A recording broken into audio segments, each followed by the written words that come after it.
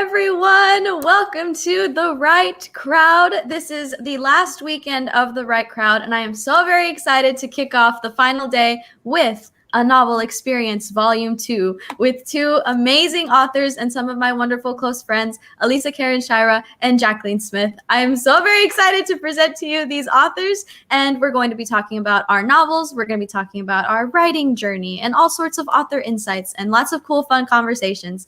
And first and foremost, before we begin, I just want to thank everyone who has been watching The Right Crowd, been keeping up, commenting on Facebook and YouTube, saying hello, saying hi. We already have a couple comments coming in on YouTube from Bo Shira saying, "Good afternoon, brilliant authors." Hello, Mr. Shira. Thank you for tuning in and saying hello. And we have Z Thomas on YouTube saying, "Hi, Miss Ella is here." Hi. Hello. Hi, Ella. So we already have good audience interaction going on, and anyone on Facebook and YouTube, thank you for your support throughout this entire month-long event. And if you're here, please drop a comment on Facebook or YouTube, say hi, say hello. We're gonna have fun. We're gonna make this engaging. And this entire panel is constructed as a Q&A. So if you have a question or would like the authors to answer something, say something, you want to make a comment, then drop a comment below and be sure to ask questions and interact and engage, and it's gonna be a lot of fun. So before I go into panelist introductions and explaining more about us, and before we begin talking about our books, I do want to give a very special honorable mention. An author by the name of Nason Rumfield, a very good friend of mine, was going to join us on this panel and, be interviewed and share his works and things like that. But, Nason Rumfield is one of the first responders, out in the communities, constantly keeping us safe, protecting us from all sorts of, disasters and dangers, especially with the COVID-19. And so he is a firefighter and paramedic, and he has been called away out of town in order to help with COVID relief outside of the Valley. And so he wasn't able to attend today, but I do have his book, Pie We Don't Deserve by Nason Rumfield, and it is an absolutely beautiful read. I've read it. This is his debut novel that came out in the beginning of this year, and it's a wonderful read about, grief, moving on, love, overcoming, learning to, accept, overcome obstacles. It's an absolutely, absolutely wonderful read. And Nason has done something very, very innovative, and just I'm enjoying it, and I'm telling as many people as I can about it because it's just so innovative in the way that he's bringing Pie We Don't Deserve to life. So he is the author of Pie We Don't Deserve. But on his YouTube channel, Pie We Don't Deserve, he has created something called a video book where he is narrating the story, 2 scenes where he is the actor acting out what the main character is doing and showing you the story along the line. So you're able to watch like a movie and hear the book being read to you chapter by chapter with optional commentary as well. So you can hear what was going on inside his mind when this chapter was being written, why he portrayed these things in a certain way. And I am happy to share with you the video book trailer for Pie We Don't Deserve, just so that you get a little bit of an idea of how the book is. It's an emotional roller coaster, a beautiful read. I cried, and there's plot twists and self-growth. And if for anyone grieving or going through a tough time or in mourning or, needing that uplift of, obstacles are presented, the unthinkable happens, but we pursue and we overcome and we persevere and we triumph, this is absolutely the book and read for you. So I do have Pie We Don't Deserve, the video book by Nason Rumfield, and this is the trailer for that. Busy, busy bee, walking to and fro. What if we close our eyes? What if we don't wake up? Oh, busy, busy bee, walking to and fro. What if we close our eyes? What if we don't wake up? Oh, busy, busy bee, walking to and fro. What if we close our eyes? What if we don't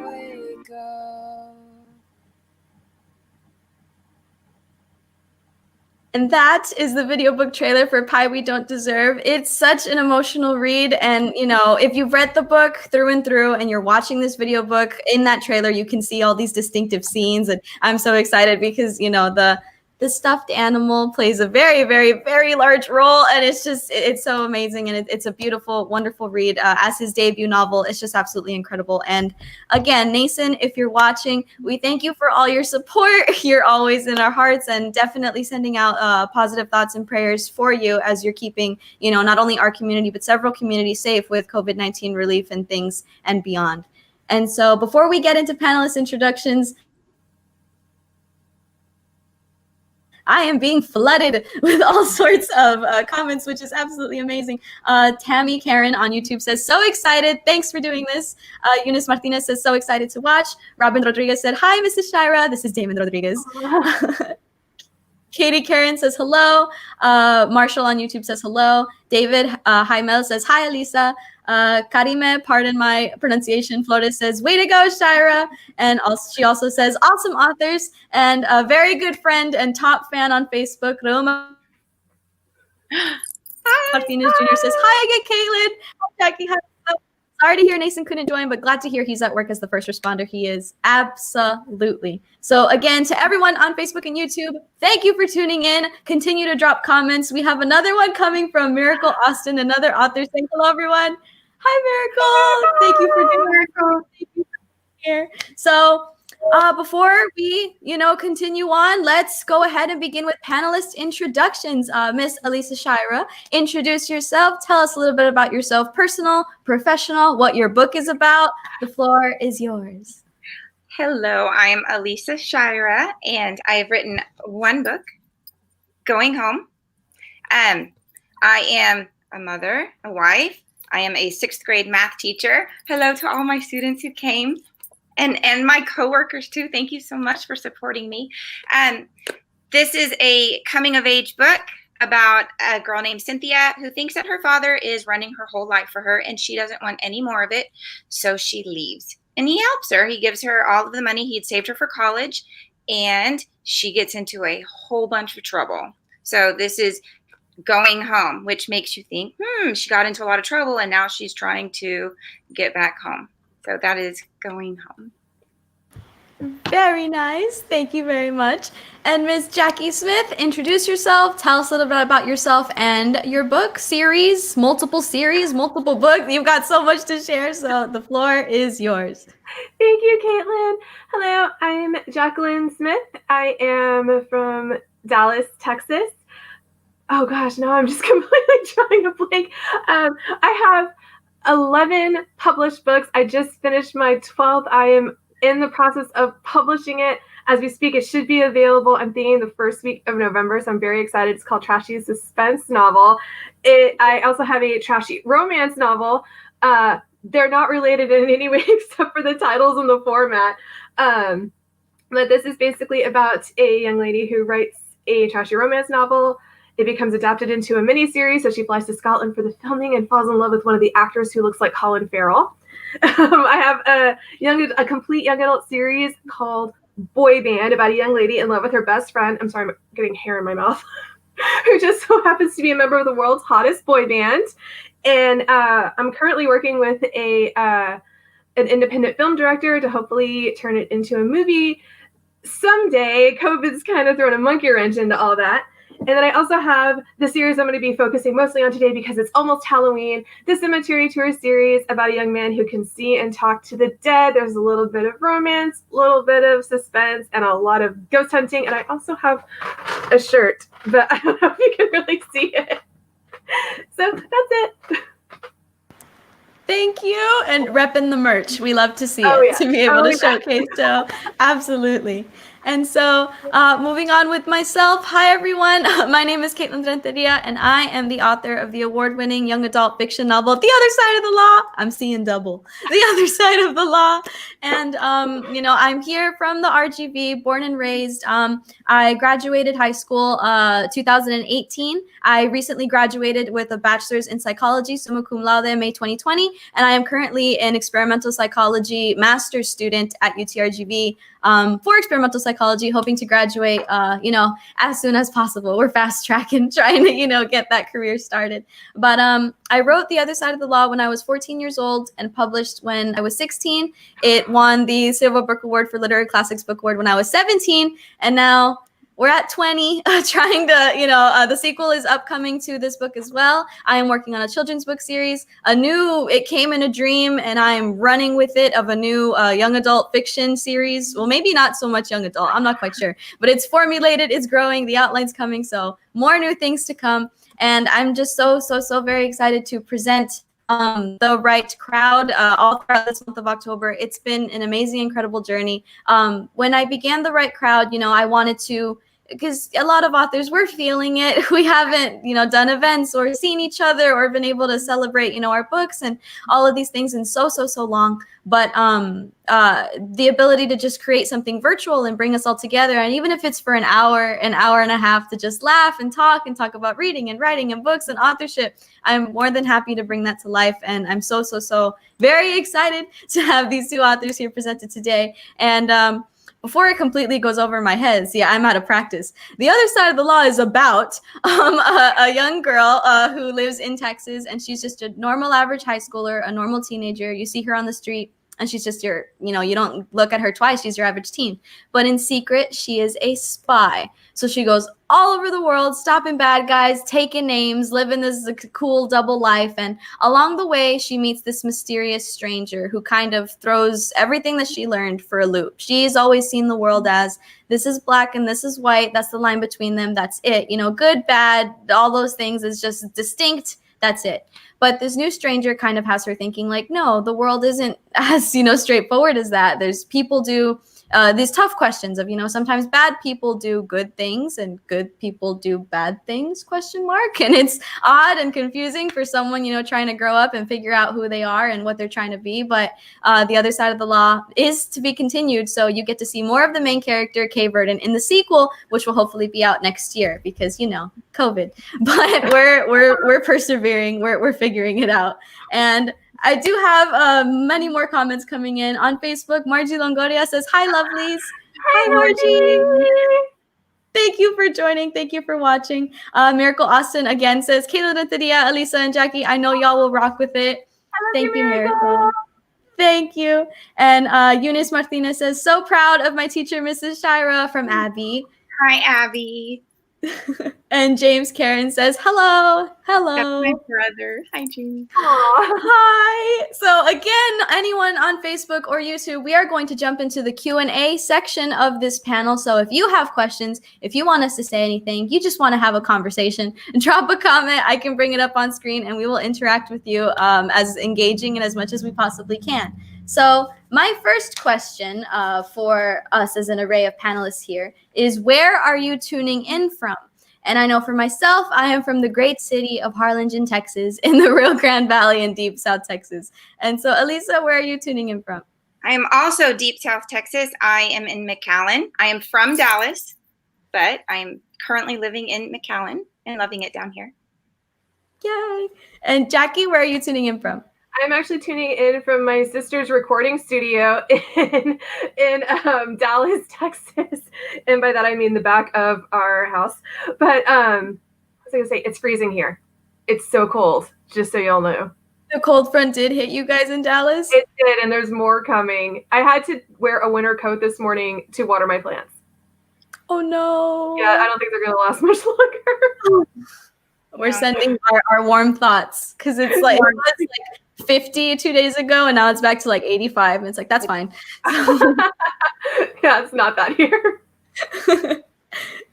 But my first question from all of this, writing well and authorship and things like that would be, what made you sit down and write those first words of your book? Either did you seek out to write a story? This is exactly what you were going to do. You know what? I'm going to sit down, make this happen. And you wrote as much as you could. And here we are. Or did it kind of, manifest as you went along? Before you knew it, you had this, formulating manuscript or ideas for further to continue the series. How did that come along, starting with Alissa? Well, I always knew I wanted to write a book. And I started a couple and it wouldn't go anywhere. So I would abandon, and then years would pass and I would keep trying. But then one Sunday in church service, the preacher was talking about the prodigal son. And I was like, that's the story. And so the whole outline was already there. I just really had to fill in the gaps and create characters. And so that's really my experience with it, is I didn't have to come up with the outline. I followed the outline that was already there. And so it's been a wild ride, adding to it, creating, and trying to keep it true to that outline. So that's what happened. A ray of light one Sunday morning. Oh, there it was. An epiphany, and then you just go and work. That's awesome. That's amazing. And Jackie, what's the origin story behind Cemetery Tours? So I started writing it actually as a way to make myself feel better after a personal loss. And it actually started out a very different story. And actually the anniversary of this loss just happened on Friday. It's been 10 years. And I'll be honest, it was my cat that I lost. And it hit me hard. I still have a hard time looking at pictures of him, and it's been 10 years. So yeah, I started writing. I became obsessed with the afterlife and proving that animals had a soul and that I would one day see him again. And again, I started writing this story about a young man who can see and talk to the dead to really help myself heal. And as I kept writing it and it kept evolving, I thought, wow, I really like this story. I might actually, see if I can get it out there in the world. And it took me, I think, 3 years to get it right. But I love it. It's a very special story to me. Thank you. And I love that there's, different, because inspiration comes in so many different ways, and we might not see it as inspiration at the time. Like, sometimes it's just that one sentence or one story you hear, like Alissa, the epiphany, it comes, and then, sometimes circumstances, good or bad, they manifest, and then we can find something out of it as like therapy, our way to heal, and then we can, share it with others. And I know for myself with The Other Side of the Law, it's a bit, double faceted, where I knew that I always loved writing. Ever since I was younger, I was that one student in the library constantly trying to check out, the limit was 2, but I bugged the librarian for 3, and I books as I could, and notebooks for Christmas and scented pens and all those things. And I was just always loving to read and write. And with this story, it just kind of, manifested in my mind, and I wrote down the idea, and it just kept picking and annoying and growing. And before I knew it, I had an outline, started to write, continued to grow it. And this story was formulated my freshman year of high school. And I think it was sort of my way to escape, in that, I was at a new place, trying to make new friends. This is a different experience. They say, high school are the best 4 years of your life, but when you get there, it don't feel like it, and it's, it's scary, and it's difficult transitioning. And I think writing The Other Side of the Law was sort of my escape for that. And, it's about a high school girl who, she's just this normal, no one thinks she's anything special, but look at what she can do behind the scenes, the things that these people don't know she's capable of. And she's saving the world and saving lives and stopping bad guys and all these things. And I've always been a huge fan of superheroes, very, very close to my heart. DC Comics, absolutely love Batman and the Flash and Superman and all of them. My Hero Academia, obsessed. Anything superhero related, just I love it. And I think I was creating that story. They say if you can't find it, write it. And I think without even knowing, that's what I was doing, trying to make this story about a normal girl, just like me, just like my friends, just like any other reader can have, a normal human being. And then here they are doing amazing things. And so it was kind of a way of escape and therapy. And I think at the same time, I was formulating this idea and this story that I didn't see it out there in the world, and I wanted to create it. And so that's where that came about. And we're going. The sequel's coming, hoping to make it a trilogy. So that's on the way, which is really cool. But I also wanted to ask, with the fact that we're meeting virtually here and, saying hello and sharing our stories and things like that, so it's been a difficult transition. I know, at least for myself, in terms of, staying home and quarantining and not being able to see, family or friends as often and all these different things. So My question would be, how has our current world situation impacted your own writing careers, either in terms of actually writing? Because, it'd be, everyone expects, like, oh, you've just been home, so you've written like 5 books, right? And it's like, nope, that I wish, but not really. So has this been a time of productivity, either in actual writing, or maybe you focused on other projects, or you're trying to get other things started? You've discovered this one thing that you've incorporated into books, or maybe you're doing marketing more, or you have more ideas for other things, polishing the website or different things. But how has our current world situation impacted your own writing career, Alissa? Well, right when I found out about quarantine, I was like, okay, I'll be home. I will get to write. No, I've been working 24/7, starting the first week in June, on redoing all of my school lessons, changing everything from a worksheet to something that they can do on the computer. And so the writing, I got to write just, I don't know, a couple of chapters over the summer, because for me, I have to have a huge chunk of time, because I'm telling my story. I'm writing the sequel to Going Home right now, and it's told from 2 points of view. So it has the main character, and then it's also told from the sister's point of view. And I need time, chunks of time, to get into their heads, to know what they're going to say, what they're going to do, how they're going to react. And that's just something that with teaching I haven't been able to find. So writing, it's been on hold for a long time now, and I'm excited to get back to it, especially now that we're talking about it today. It makes me want to really find that time and jump back into it. But it's definitely impacted how I'm writing right now and what I'm writing. And that we're all feeling it. I have the same thing. The sequel is going in a completely different direction than the first one. I'm trying to be more detailed, more action, all these different things, getting points of view of different characters. It's probably going to be longer because you're learning more about the other side of the lawn, like the other side of all these things. And so it is difficult. But, and again, especially with teachers and educators and librarians and everything right now, hats off to you. You all are doing so much and going above and beyond, and all of this virtual learning and lesson plans and Zoom, and that this was not in the job description, and we thank you. But I do have to say, I'm not hating it. I wish I had more time to do some of the writing, but I have enjoyed spending this time working on school stuff as well, because I'm math nerdy like that. But, But we're grateful for all that you do. Just in general, like pre-pandemic, like you all went above and beyond, and now even more so in terms of keeping engaged, keeping with the content. We're grateful, and we thank you for that. And Jackie, how has our current world situation impacted your own writing career and authorship? Well, I'll tell you what usually inspired me the most in the pre-pandemic world to write and to keep producing stories was getting out and meeting readers and connecting with other authors.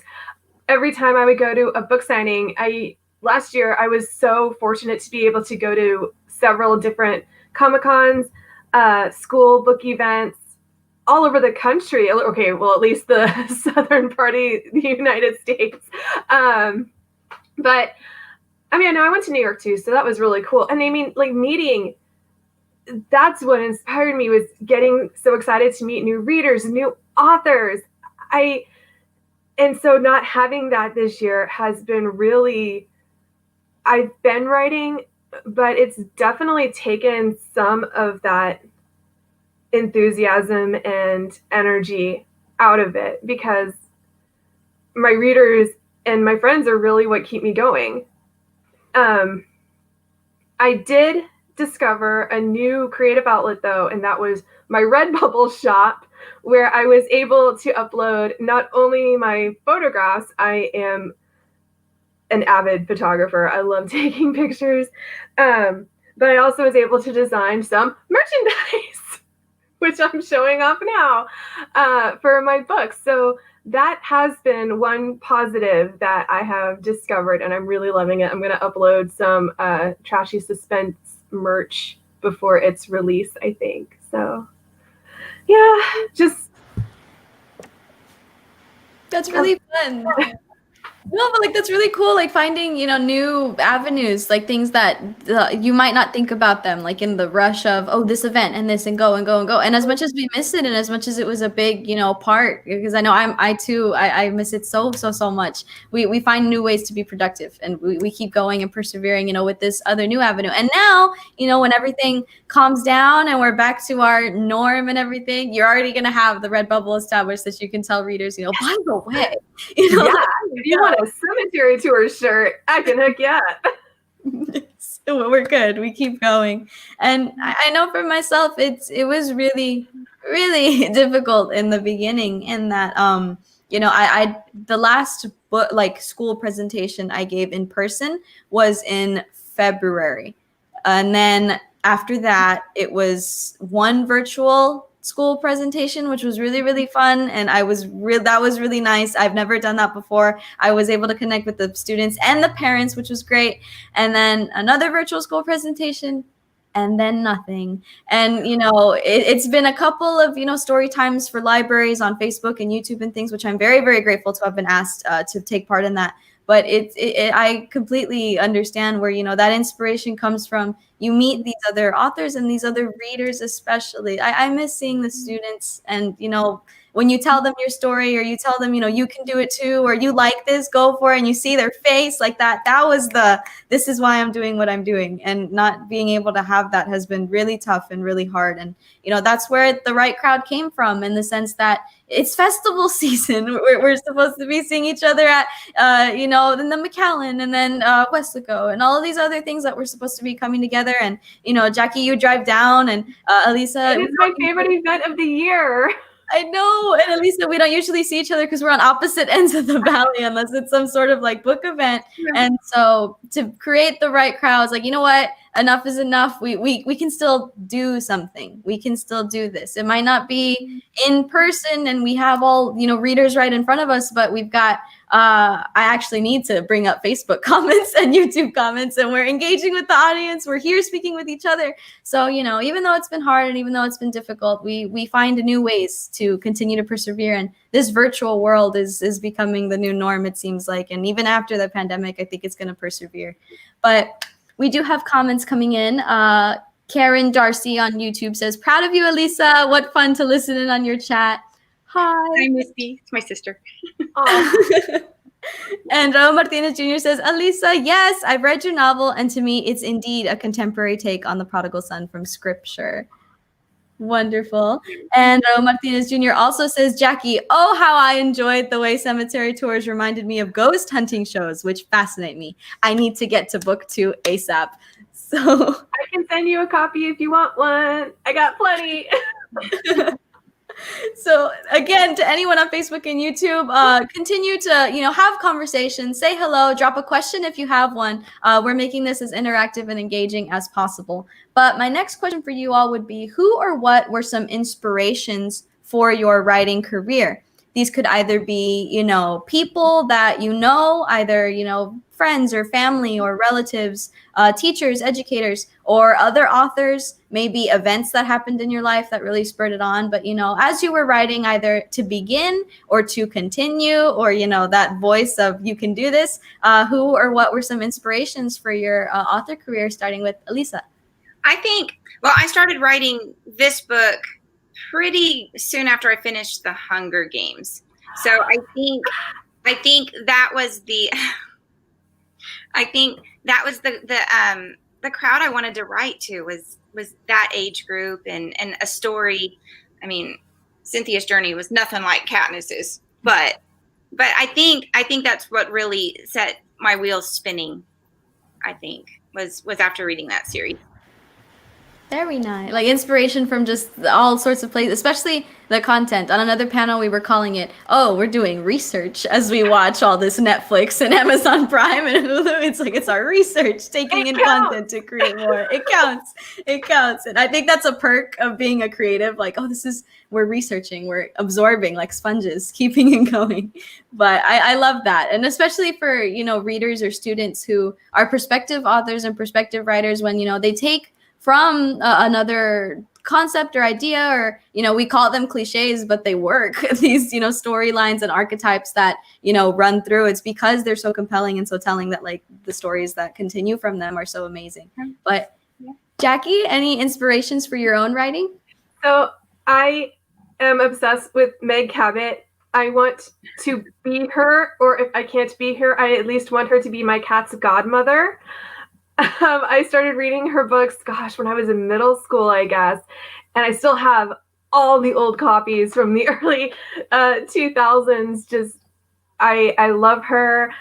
I love that she writes in so many different genres, and that she writes for teens as well as adults. I mean, she's written mediator books. She's written princess books. She's written a King Arthur modern retelling. I love her, and I would love to be that prolific one day. As for cemetery tours, honestly, we're going to go back to the fangirl stuff. Matthew Gray Gubler definitely inspired my main character, Spencer Reed from Criminal Minds. I love him. I'm going to marry him one day. He doesn't know this yet, but it's going to happen. And when Rob mentioned the ghost hunting shows, I had just discovered Ghost Adventures when I started writing this. And I still, to this day, 10 years later, I still binge watch Ghost Adventures all the time, especially when I'm writing a cemetery tours book. So those are my inspirations. I love it. Like, just again, pulling from content and like learning, and I think a recurring theme between a lot is you have to read what you write as well, or like at least consume it in some way, and it definitely does help. I've tried to branch out into like other things, like, hey, maybe I could do something like this, and I look at it and I'm like, wow, that was absolutely not the way I wanted it to turn out. And you need to reflect and see from other content creators. In order to create something similar, you need to have an understanding of it and like a conceptualization of it, which is, it can be difficult and it takes time, but it helps. And I know for myself, I think on the personal side, absolutely my parents were 100% the biggest supporters ever since I was young. They knew anytime I wanted to go to the library, they didn't discourage it. Anytime I wanted a book, they encouraged it. I wanted to read in the car, and they were like, "You're gonna get dizzy," and I was like, "But." They're like, "I guess," and like just little things in order to encourage reading and writing and reading with me and things. And even through everything, as a 15-year-old wanting to become published, they didn't say, maybe we can wait a little bit, or do you want to like make it a little better, or wait? Like, no, they ran with it and tried to find a way and an avenue. And here we are now. And I'm forever grateful to my parents for all the support they've given me, not only in writing, but as well as school on top of authorship. And, my dad, I did not have a driver's license starting all of these, author visits, and he was taking me to and from and like holding the heavy stuff to set up the table. And it's always been a great support group. And as far as authors and, series that inspired me, I've always been a fan. And even now, he's technically for like maybe 5th grade, middle school, maybe high school, but Carl Hiaasen. I always butcher his last name, but Carl Hiaasen. He writes books like Hoot won a Newbery Award and was a movie, and he writes, Scat and Chomp and Flush and all these things. And I love how he can take two or multiple like completely different things. Like Hoot is literally about a pancake house, endangered owls, and a boy who ran away from military school, but he puts them all together in this amazing cohesive way, and you're turning the pages and you want more, and it's got the action but the little bit of romance, and it's in a way that's portrayed like for kids, and they consume it and they enjoy it. And seeing the way that he wrote, and it was uniquely his. I've never seen another author who writes that way, in the sense that it's truly, that it's his voice. If you just picked up something and read it, you'd know like that this is Carl. This is what he does. And I've always admired, and I've always I wanted to be like him, and I wanted to make stories that were recognizable, that that's her voice. But we have a couple of comments coming in. Miracle Austin says, Jackie, I hope we get an exclusive short excerpt of Trashy suspense novel. I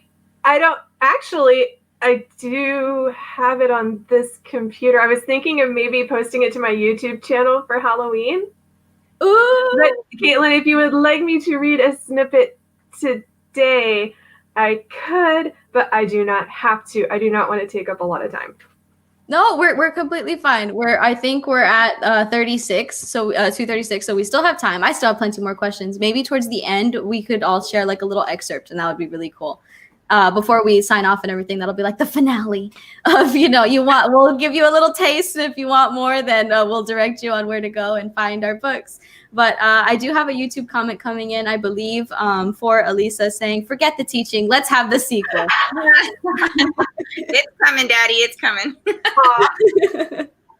And Ana Cavazos, another author and previous panelist, said, "Yay, your parents rock, Katelynn." Shout out to them. Absolutely, 100%. And I love my mom.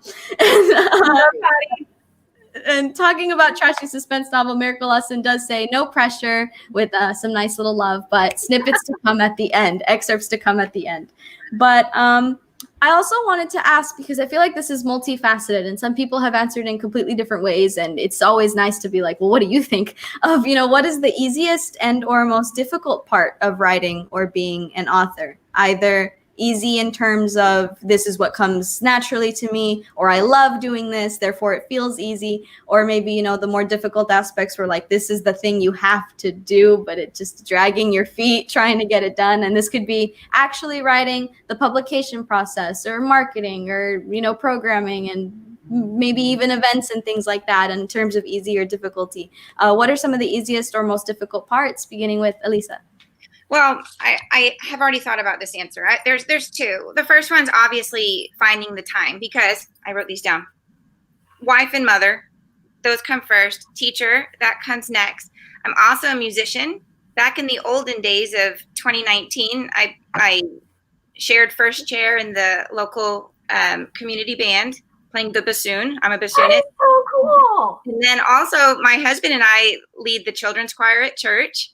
And so finding time, that is hands down the hardest thing. I do recall sitting in my car with my computer, chair scoot back, typing while my kids are in the orthodontist. So I try to find, but again, I don't like the little pieces of time. I need chunks. I need chunks. But then the second thing is the marketing, because when I sat down to write a book, I didn't know that was part of it. It's one thing to sit by yourself and write, but to get in front of people and talk about it and sell it to the whole world, that's hard. That's hard. And that's completely opposite of being by yourself and writing. Completely opposite. I'm used to talking to 11 and 12-year-olds. Give me hundreds of them. I can do it. But it's hard when it's, adults and all kinds of different people. So that marketing, that's one of the hardest parts for me. Time and then marketing. For sure. I think that's absolutely 100% relatable. And I don't think there's a single, creative out there who doesn't resonate with like the time aspect, especially because, for a lot of writers and authors, this isn't our full-time job. This is something we do because we love it, because we're passionate about it. But there's a million other parts of life that are happening, and it's finding the balance can be difficult. But you're here and you're doing it and you're keeping and going, and we're proud, sending love and lots of positivity. And Jackie, the easiest or most difficult aspects about writing or being an author for yourself? I think I'm going to agree that marketing is definitely one of the most difficult, because like you guys already kind of talked about, I'm a creative mind. I'm very good at being alone, maybe not so great as to the pandemic and the 6 months of quarantine is a bit much even for me, but I'm very good at that part of it, putting myself out there, posting all the time on social media. That is a real challenge. Like, I started the YouTube video and I have to drag my feet to make another one because I thought it was only going to last like a month. I started it for the pandemic thinking, oh, I'll only be doing this for a month and then we'll get back to normal. That hasn't happened. And I'm like, I'm still doing this? Oh my goodness. But I am going to try to make one for Halloween because Halloween is fun. The easiest, I have two easiest. The first is definitely coming up with new book ideas. I always get so excited when I get a new idea for a book, and I have to force myself to not start working on it while I'm trying to complete another project. Yeah. And the other easiest part is supporting my fellow authors, because it means I get to buy and read more books, and all of y'all are just so wonderful. And this has been the most supportive and just amazing community I've ever been a part of. And I love it. And I miss y'all so much. I love that. And like, absolutely 100%. I think, that's not one of the first things that come to mind. Like, I think, but when you look at it, absolutely. I think one of the easiest parts is just the support and the promoting, and just, every time I see, any of you guys post something like on social media, or like you created this new thing, or I get so happy and excited. I'm like, look, Mom, like they did this. And I'm like commenting and sharing. And it's always so fun, to see, because, when another author or creative succeeds, it's like that's your friend, like that's someone you're supporting, and it's so much fun to like lift each other up. And that's definitely not the easiest, but like fun. It's just nice to be able to have the community that you've got their back in supporting, and they've got yours, and it's easier to support my friend or to promote my friends than to promote myself. Yes, and I don't know why. Like it's 10 times easier. Like when someone comes out with a new book, to be like, post a whole synopsis and like, this is going to be so amazing, and then when it comes to your own content, be like, okay, how am I going to do that? If you want to, please. if you want. You don't have to.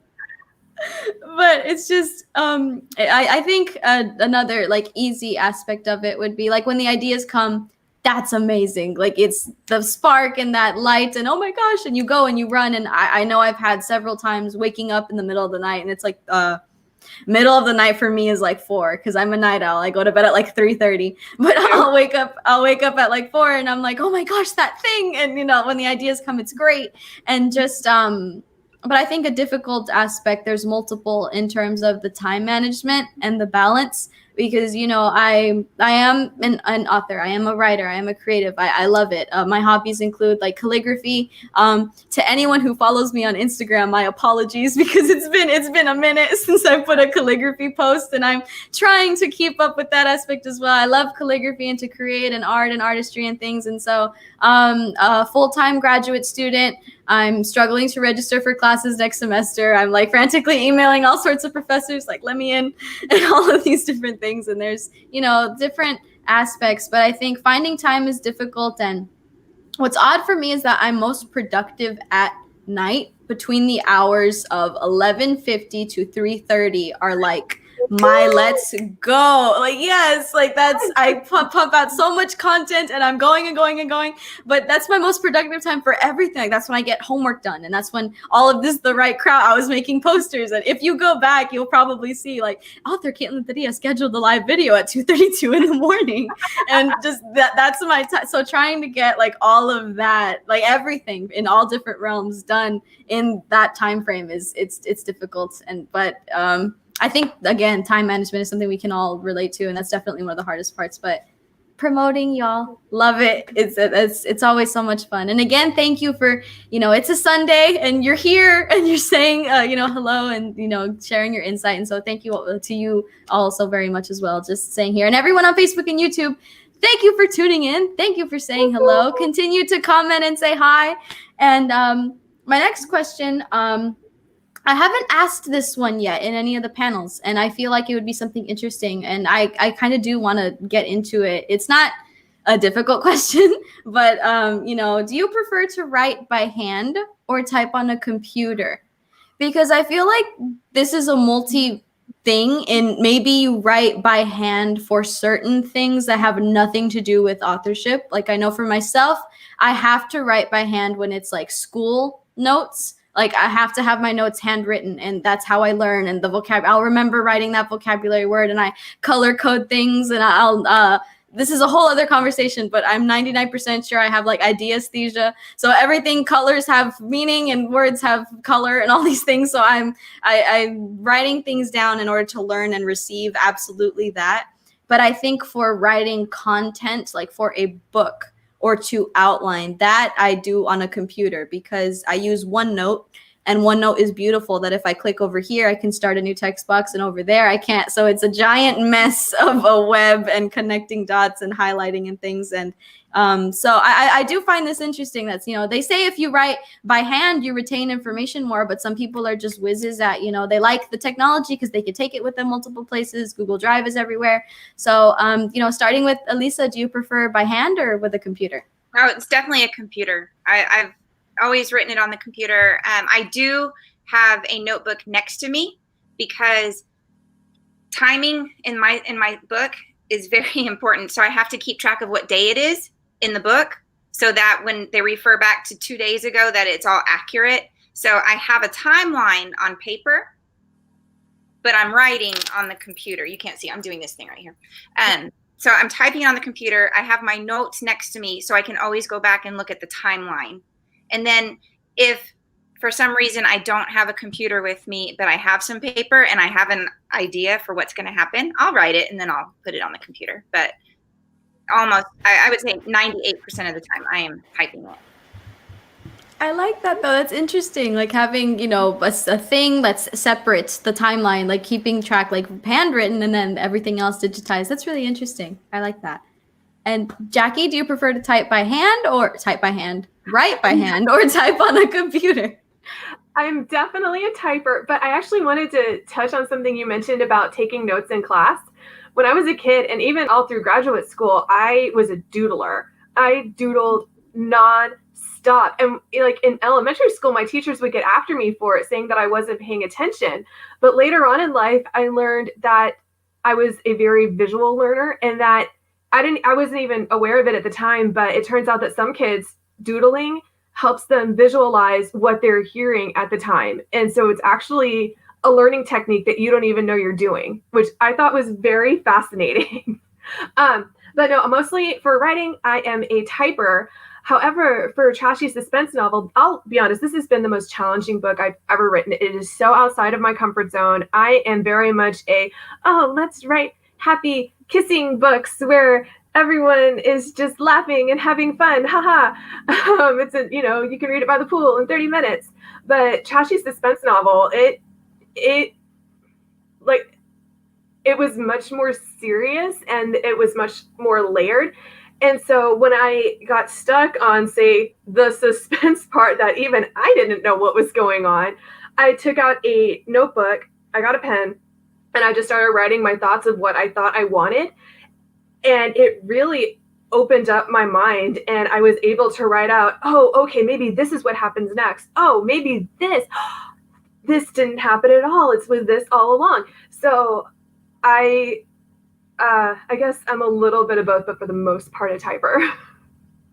I like that. Like the duality of it is really interesting. And I think for any also like prospective writers or authors that they think, writing has to be done a certain way. And it's like, nope, it's whatever fits you. It's whatever you feel in the moment. And it can come from a million different directions, which is interesting.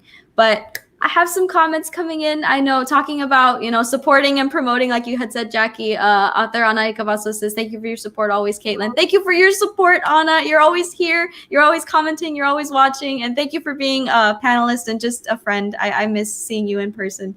And Raul Martinez Jr. says, quick plug on Katelynn's behalf. Your novel to me reminded me a bit of the movie Spy Kids and The Incredibles, but based in an RGB locale recognizable to me. I'm eager for the sequel. Being compared to The Incredibles, I am not worthy. Thank you, Raul. Thank you so very much. And Bobby Divin on YouTube says, congratulations, Alissa. So proud for you. Thank you, Bobby. And we have another YouTube comment saying, we're so proud of you and this venue is amazing. Sending positive vibes to all of you great authors. Looking forward to reading more of your creative thoughts, from Charlotte.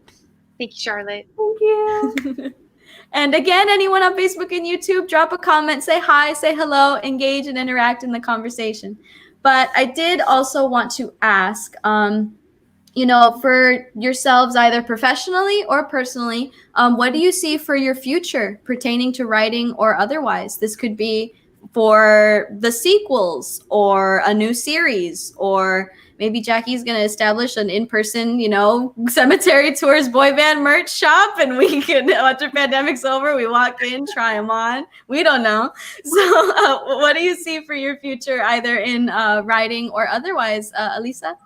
Well, I am currently in the sequel to Going Home. It's the continuation of the story. So if you're familiar with the story of the prodigal son, the first book, Going Home, covers the part up until the prodigal returns home.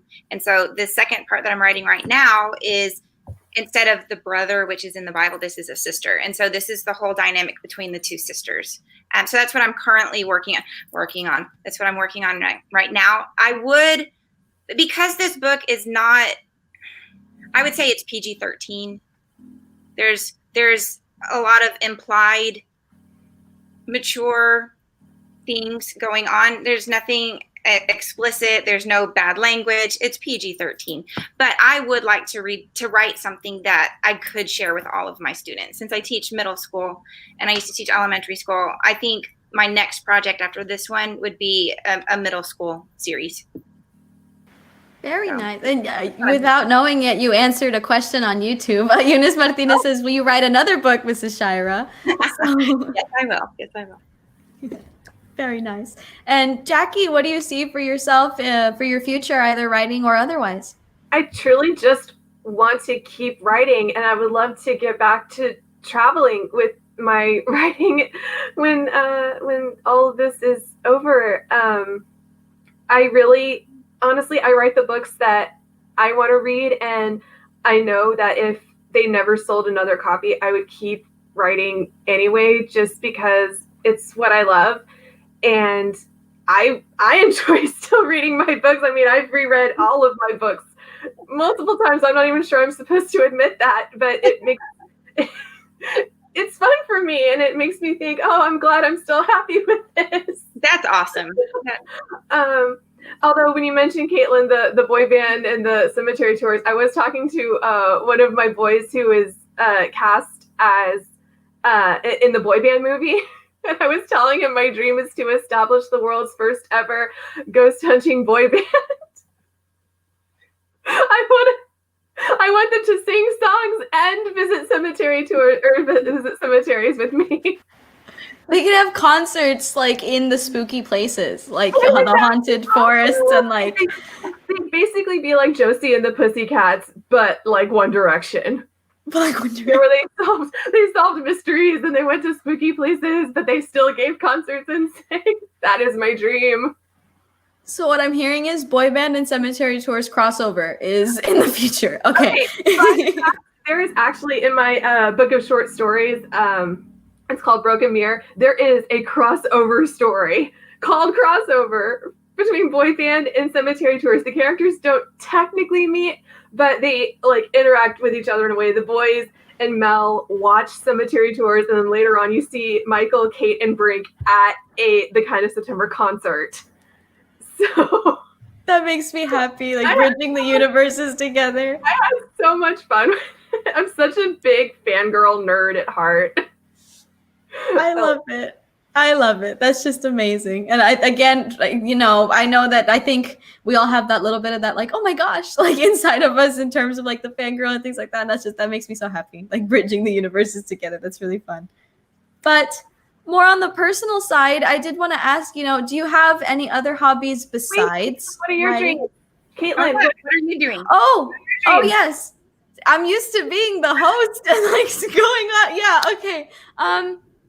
For sure, I want to see Kate Verdant continue her growth and continue her journey through the sequel. And I plan to make The Other Side of the Law a trilogy. And the mysterious stranger you meet in this book has a much larger role in the second book, and the trilogy is going to absolutely knock your socks off. Is it written? No. But hopefully, like as we get there, I'll be like, wow, I lived up to my word. But I'm hoping to make this a big, you see Kate grow and this other stranger that becomes a huge part of her life. It's a whole entire thing. So I want this to come to life in the sequel and then the trilogy, and eventually have all three. My children's book, I have the manuscript completed, and I'm working on illustrations myself. I'm taking on a whole new realm and doing, art software, and I'm trying really hard. I'm watching like YouTube videos like how to illustrate and learning like layers and sketching. And so that's another thing I'm trying to do on the side, like learning how to and then coming up with concept art and things like that. And on the, I guess, personal side, I'm trying to give my absolute best to graduate school. It's been a lot of fun. I started in the lab, and I've been working with brain tissue and learning to sort and like analyze and tell which was anterior versus posterior. And like, hopefully I'm going to work with like staining to find like certain pathogens and all this stuff. It's insane. And I'm trying to grow with that. And the end goal ultimately is to become a professor. And I don't know if I'm going to be that professor who, like, logs in the computer and you see the other side of the law is the screensaver. And someone, what's that? Oh, let me tell you. Let me tell. But yes, the other side of the law is definitely going to continue. Children's book stories in the works. And the new idea that I have, it's not going to come to light for a very long time. I know that for a fact. I'm trying my best to create it. I have this whole character profile sheet where I've got like down to like their favorite color, which will probably never be shown in the book ever. But I'm trying to like make these people and make it come to life. And it is going to be different. This is going to deal with like, I don't want to say supernatural elements, but not of this world, like fiction at the fiction, where this is a totally other level of like superhuman, a little bit more, I don't want to say adult, but a little bit more mature than the other side of the law, and that it deals with harder topics to talk about, loss and death, and trying to continue to persevere and grow as, young people who are trying to find their way in the world. But that's a way in the future, but it's coming up and I'm excited about it. So we do have a couple of comments coming in. Miracle Austin had said, yes, crossover and Broken Mirror, with lots of positive emojis about it and everything. And Bo Shira says, new kids on the cemetery block, ? I love it. Awesome. Thank you. Yes. I love it. And Miracle Austin says, Katelynn, your studies will be a future book series lady. Hey, maybe I don't know. I'm sure I'm going to get inspiration at some point, like working with all this stuff. I'm a squeamish person, like in general. I don't know how I've been able to do all of this. It's so like fascinating, but you never know. Maybe I'll write a book about the brain tissue, something, but what will come. I actually thought of another, like an actual serious goal that's not establishing a ghost hunting boy band. When you mentioned that, I love animals and I love photography. I actually volunteer at the Dallas Zoo with the elephants. And one of my inspirations is my friend Terry Farley. She wrote the Phantom Stallion series, and she also wrote one of my favorite books of all time called 7 Tears into the Sea. So when I met her a few years ago at Corpus, I completely like screamed at her face because I was so excited to meet her. But it turns out she's also a wild horse advocate, and she has a nonfiction book. Wait, I actually have it right here with me. Look at this. It is this beautiful nonfiction book about wild horses. And I would kill. Like my ultimate dream has always been to make a wildlife nonfiction photography book. So sorry, I just had to throw that in there. No, absolutely. Like keeping the goals, like, and that'd be something. Just your photography is amazing. Like getting the plug again, like on her Redbubble, like this is your photography is so beautiful. It's a joy to follow you on Twitter and Instagram for like the pictures that you post, and that would definitely be something so amazing. And I can 100% see you doing it. I can 100% see you putting something like that together. That's really nice. Sorry, I didn't mean to interrupt. No, that's what this is for. It's an interview, questions, getting all of that content out. I'm trying to like look at the questions and like see like, okay, where are we going from here? But yes, I was gonna ask, do you guys have any other hobbies besides writing? Like I know it's difficult with balancing all the other parts of life, but I know Lisa, you had mentioned like music and things like that. That's really, really fun. So any other things that make you happy and relieve therapy, fun besides writing, Alissa? Well, yeah, I play the bassoon, and I've been playing more lately than in the past because I'm teaching bassoon lessons through the computer, which is difficult, but hey, it works. It works. What makes me happy? Well, while I sit here and do school stuff, I watched about 5 cycles of America's Next Top Model. And so now I'm watching through all of the ER. So I love binge watching shows on Netflix and Hulu. I don't know if that's a hobby, but it's what I'm doing while I'm working. Research. Research. Yes.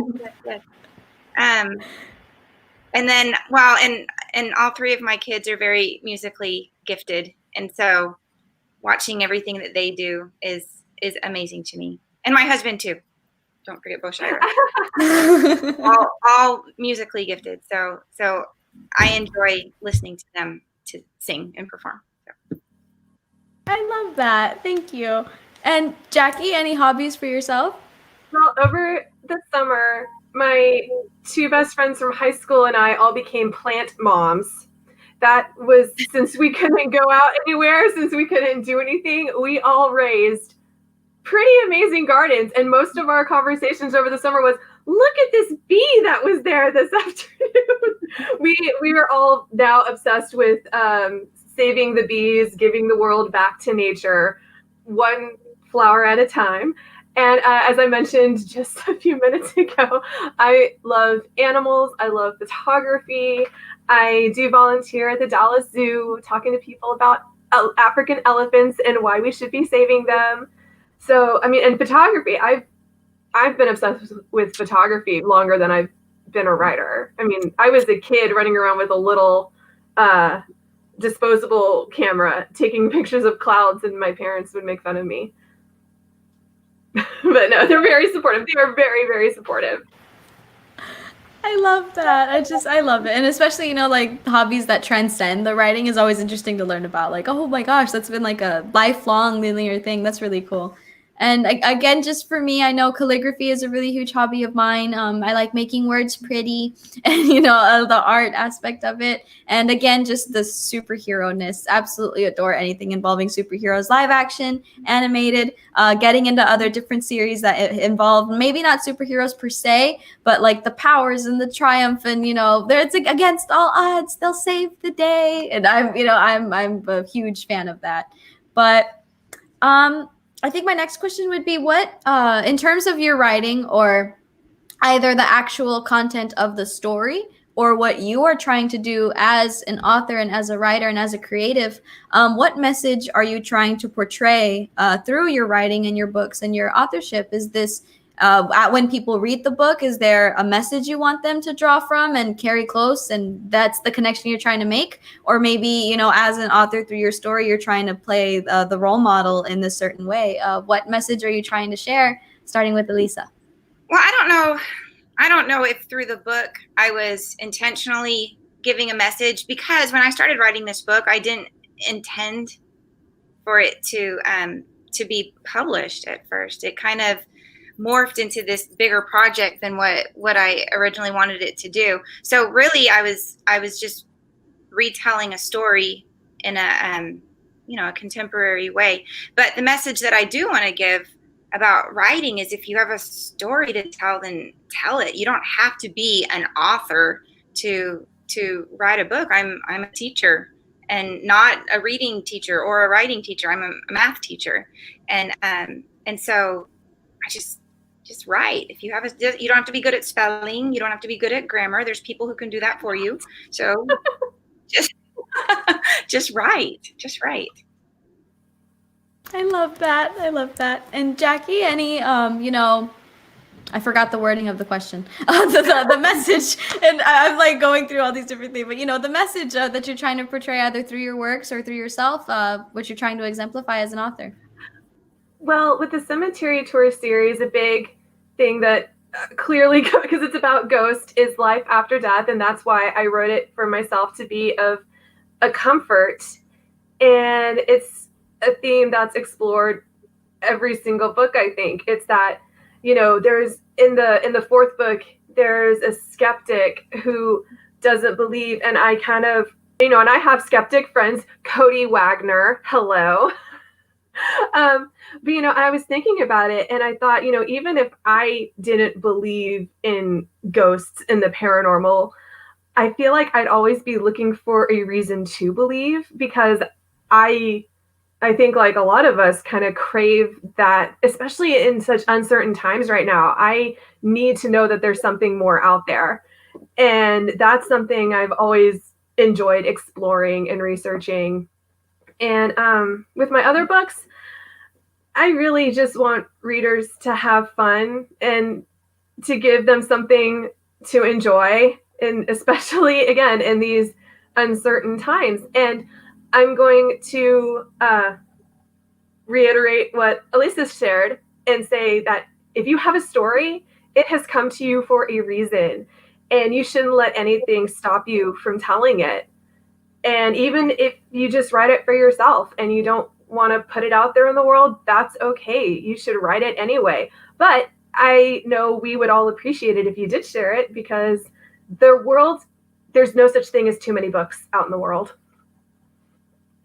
I love that. I love that so much. And, I think, again, just it goes back to, I love what's being exemplified here, that, just write. Just write. It doesn't matter if you're worried about, like, oh, the spelling or the grammar. I'm not that great at writing. Can I really tell this story? Like, there are so many different authors who write in so many different ways and styles and genres. And it's just, for any prospective writers or authors or creatives in general, you don't have to fit the mold. I think some of the greatest in their genre and in their area are because they broke out of it. We recognize them and we love them because they're different and they don't do things that StreamYard linear way. And, even if you do follow that way, if it works for you and you're able to create content that way and you make your best work, then absolutely. But not everyone is the same. We're all different in terms of how we conceptualize things and try to get our words out there and share the story. And that's going to lead me to my next question. But for you. What? You answered the question. Yes. Okay. The messages through that. No, you're good. Keeping me on track. But messages that are trying to be portrayed. Well, for sure, with the other side of the law, I wanted to portray the message to readers. Like myself, I was 14 when I wrote this, 15 when I finished it.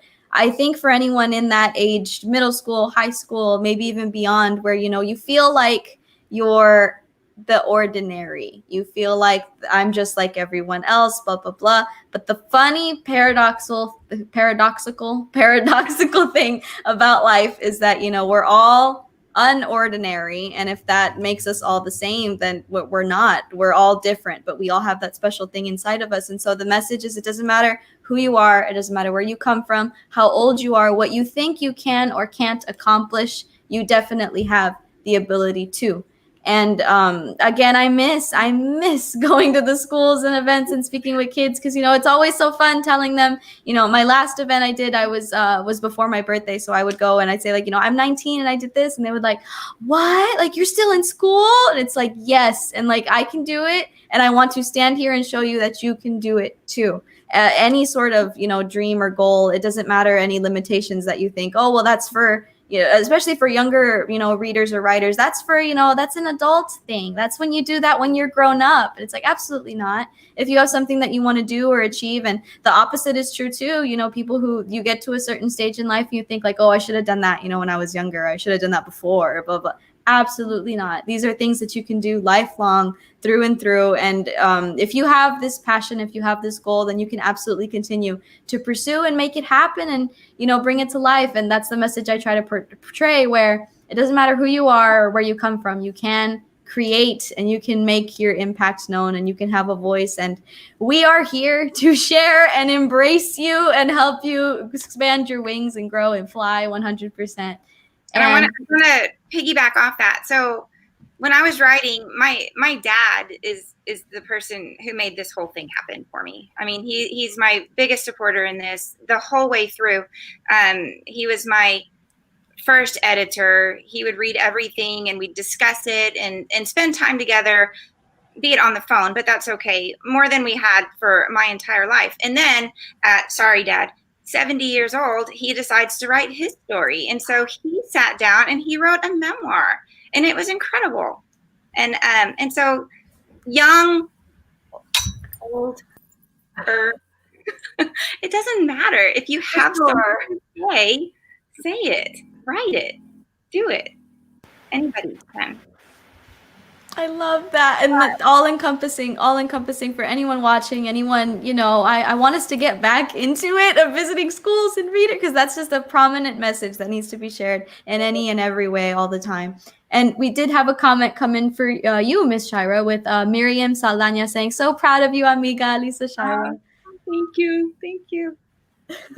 But my next question would be more back on the practicality of writing, and what is your writing process like? I know we kind of touched on it in terms of like, the typing, and I know Alissa, you said you had like a timeline that's handwritten, but do you sit down and you write like that and it comes and you're making actual paragraphs and content, or are you an outliner, or you need little boxes of this is what's going to happen, or does it just kind of come to you?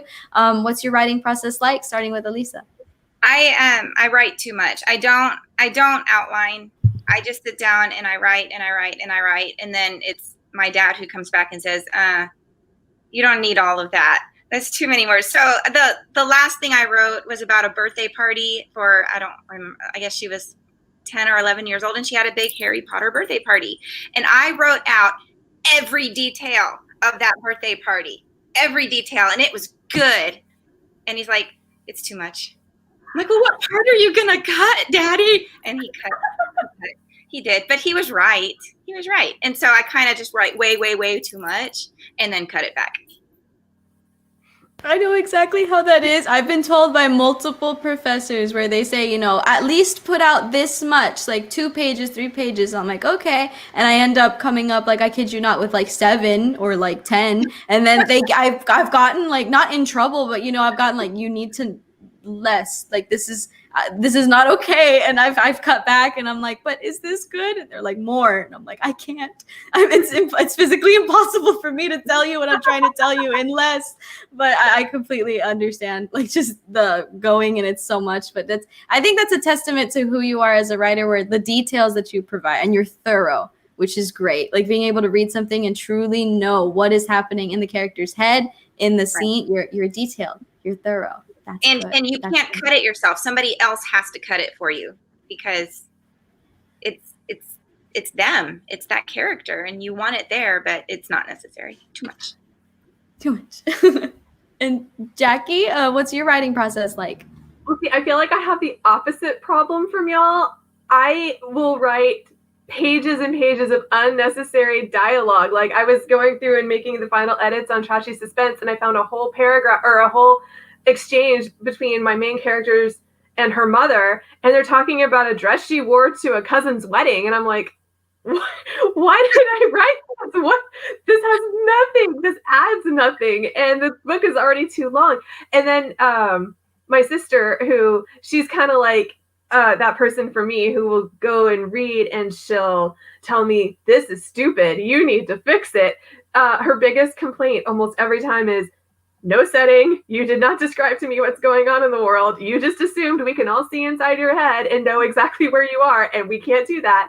So setting and descriptions are actually my biggest challenge. But when I get a new idea, I'm a big pantser. So I will not do an outline. I'll do like a brain spill that says, okay, this is what I think should happen. This is an idea for a scene. These are the characters. But I'll just start writing, and sometimes I will not know what a character is going to say until they say it, which I think is fascinating to me. It says that the story, honestly, is almost a separate entity, and the writer is just the, I just had the word. The instrument. Yes, the instrument, where the story exists, and it just uses our fingers to come out into the world. So, well, that happens because you can write a whole bunch and then go back and reread it, and you're like, did I just write that? Yeah. It's so cool. And it's so weird. Very cool. But I love it. I love that stories have a life of their own. Mm-hmm. And I always think that that's just super interesting in that, they truly do take on like this separate, and I think it goes back to what Alissa said, where, like, you can't cut it yourself. you can't edit it yourself. One, in terms of actual practicality, like grammar and syntax and stuff, you know what you meant to write, so you're not going to catch on typos. That's just a psychological fact. Your brain's going to read it the way you wrote it, and you're not going to catch it. But also, it hurts my heart, like when I'll type something and then I have this whole thing and I'm so proud and I show it to, like I'm like you, Alissa. My dad is my editor, my mom's the secondary editor, and then we go from there. And I'll be like, what do you think? And they're, why this didn't make sense? Like, you didn't, like what Jackie said, like, this didn't, I don't know what you're trying to say here. Like, and I'm like, but having to go back and like fix. But I think for my writing process, I am an outliner in the chaotic organization, if that makes sense, because I have an outline and it's logical, it's linear, it's put in place. I have like little second subsets things of this is what's going to happen, and in between this is a transition, blah blah blah blah. But then I have one document in OneNote, the little tab of everything that's going to happen in the book ever. So the outlines over here, character profiles are next to it, potential scene ideas here, dialogue that I have no clue where they're going to go, but they sounded really cool, are going to go over here. I don't know who's going to say it, but that's going to happen. And so it's all in this like brain dump in a place, and it's organized and, wow, but it's all over the place. And I pull from the outline and I pull from the profiles. And when I write, I do tend to just write. It just goes, and I use the outline as that guide where, sometimes my outlines have been, oh, they arrive at the place, this thing happens, they leave the place, and then I'm like, well, how are we gonna like actually fill it, and that kind of thing. But I am definitely an outliner, but I try to put as much content as possible in that one brain dump area. And it could be the oddest things. Like I like to make psychological profiles of my characters they're never, details that are never gonna show up in the book ever. Like, when he was 6, he had a pet dog named Jimmy, and like that's never ever gonna come to light. But it helps me, know the character, why they are the way that they are. And I get far too into creating characters, which is one of the fun parts. But I think another question I had is, do you have any interesting or close to your heart stories about, with writing or authorship? Either this could be like, you interacted with a reader one time and it resonated with you. The actual writing process, maybe there was someone who helped you along the way that you'll always, look back on it fondly and coming to life. Maybe that first time, the book came in the mail and you held it for the first time, and that feeling of this is real. Any close to your heart stories involving authorship and things, Alissa? Well, I've already touched on it. It's just the time I've got to spend with my dad, because growing up, we didn't spend that much time together, and we didn't have a whole bunch in common. But then through this book, while I was writing, and it took 4 years to write the first book. I mean, it takes a long time. But I would send him the next chunk and he'd read it and we'd discuss it. And then I'd write more and I'd send it and he'd read it and we discussed it. And so just that relationship that we got to have through the process. And it's still going on with the second book. It's just slower this time. Actually, it's not. I've only been writing it for almost 2 years. So I still could beat my 4 years from the first one. I could. I hope I do. And then this copy here, I signed it. It says first copy in print, 12/9/17. So that's so cool. The first one that the printer sent me for the proof, just to look over it and see, and so that was super cool. This is the one. This is the first one. That makes me so happy. Oh, that's really nice. And Jackie, any close to your heart stories in writing and your authorship? The best compliment I've ever received was either your books helped me to love reading, or my favorite is a mother reached out to me after her daughter after we met. I think it was Mid-City Book Festival a couple of years ago, and she reached out to me and said, my daughter has never really been much of a reader, but she read all 4 of your books and she loved them, and now she loves reading. And oh my gosh, I think I cried. That was the best compliment any author could ever hope to receive. I love it. And I know for myself, I think I have 2. One on the actual author side and one on an interaction. I the very first school presentations I ever gave were in Los Fresnos CISD. I went to Los Fresnos Lopez Riggins Elementary School for my elementary years before moving to Harlingen and now Brownsville for university. But I remember giving a presentation at one of the elementary schools, and it was when I had, I was beginning and starting out. I still had the previous book cover, and I was like talking to kids and making the interactions, and I was falling in love with it, the public speaking and engaging with the readers. And I was invited to an event just to kind of set up shop. It wasn't really a literary based thing, but it was like a say no to drugs thing. And like the firefighters were there, and there were like cotton candy and things. And so they had different vendors on the side. And I was there. I had like a new banner, and I was like, wow. And, excited to just like talk to people. And Los Fresnos is, when you get down to it, it's pretty a small area in terms of people tend to know each other and all these different things. And so I was just there, passing out bookmarks and all excited. And I see a little boy like off to the side. He kept kind of looking at me, and I didn't know if he was looking at the banner or the poster. And I had a big bowl of like lollipops, and I was like, he probably wants like a lollipop. He's trying to come up to the courage to come up and get a lollipop. And so finally, like, he kind of stepped closer, and I waved at him, and he got the biggest smile on his face ever. And he ran up and he's like, "You're Katelynn, right?" And I said, "Yeah."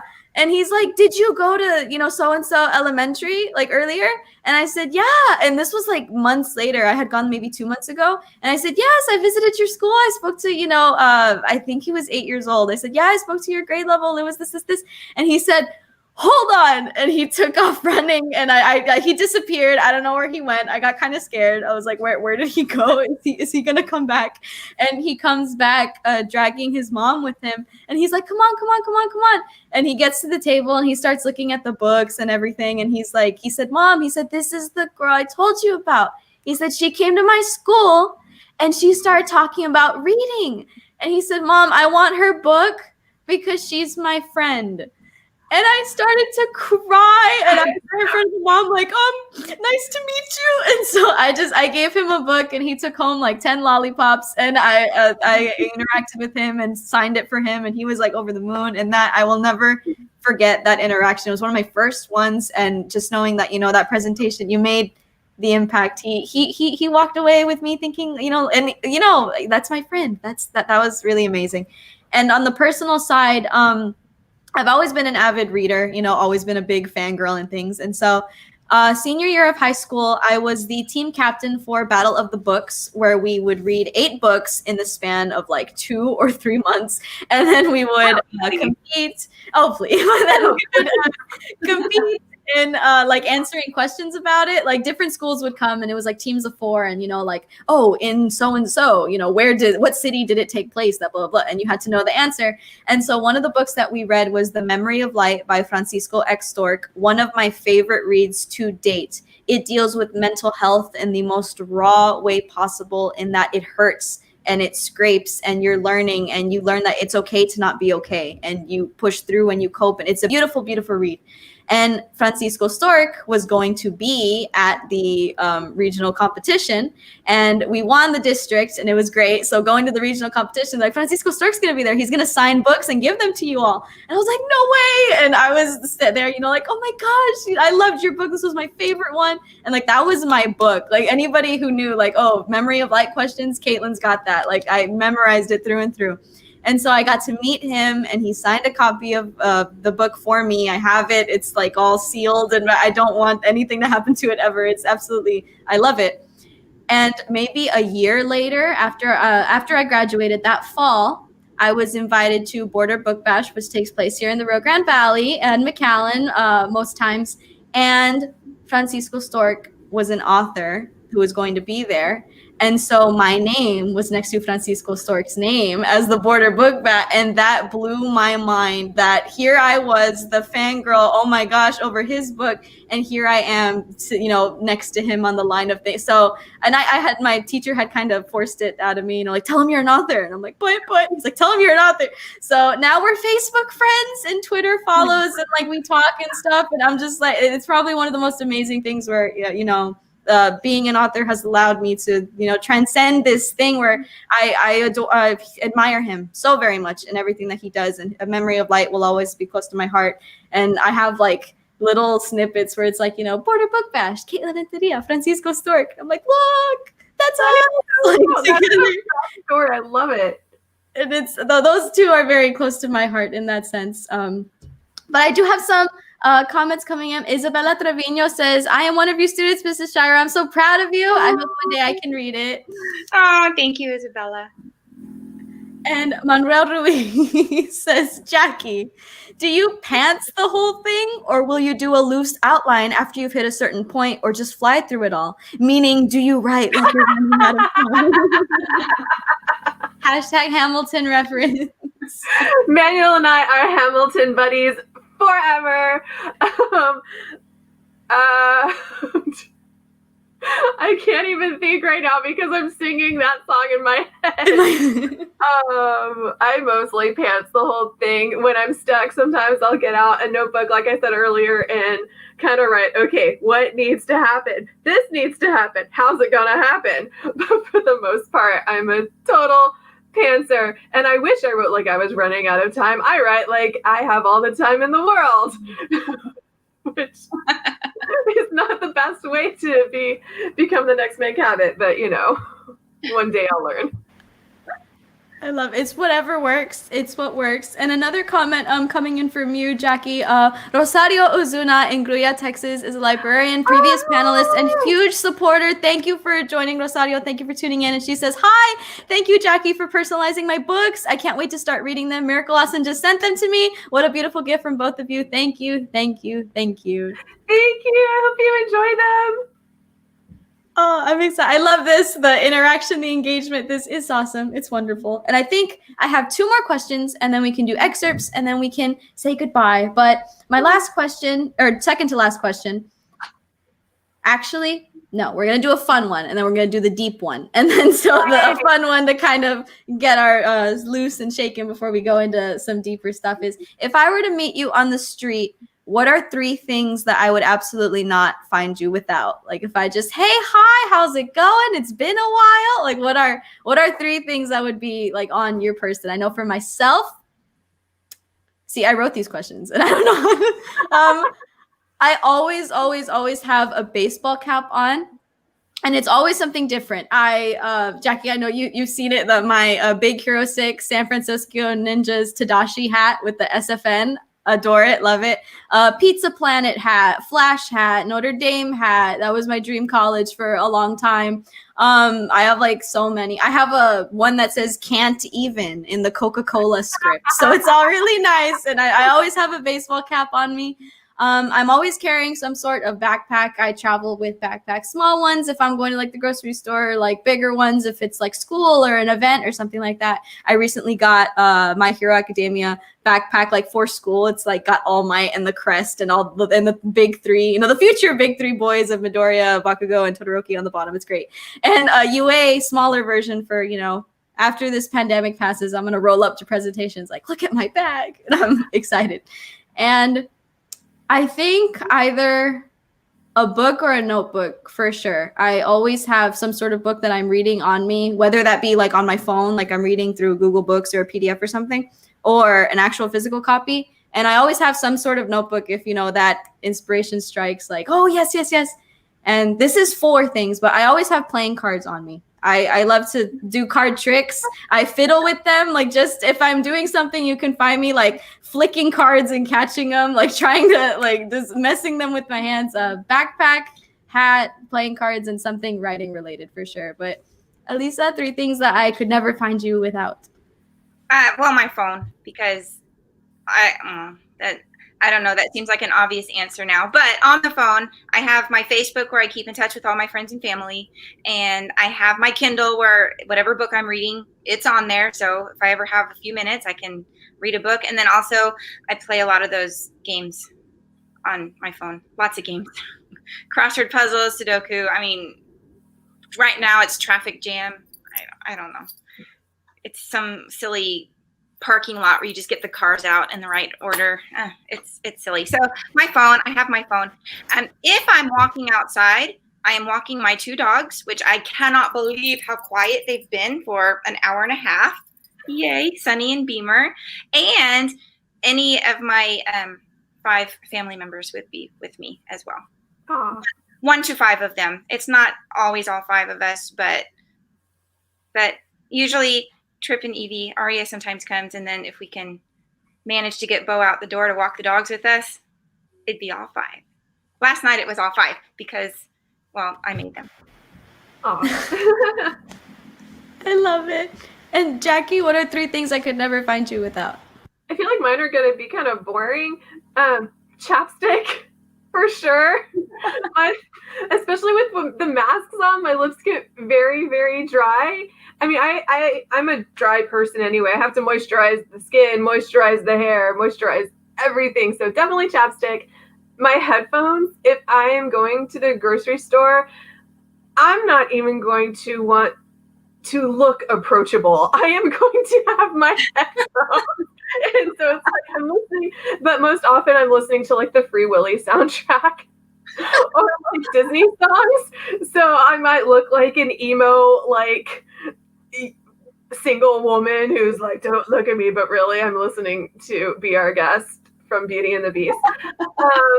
And then a water bottle because I love to stay hydrated. I've been drinking water this whole time and I can't go anywhere without a water bottle.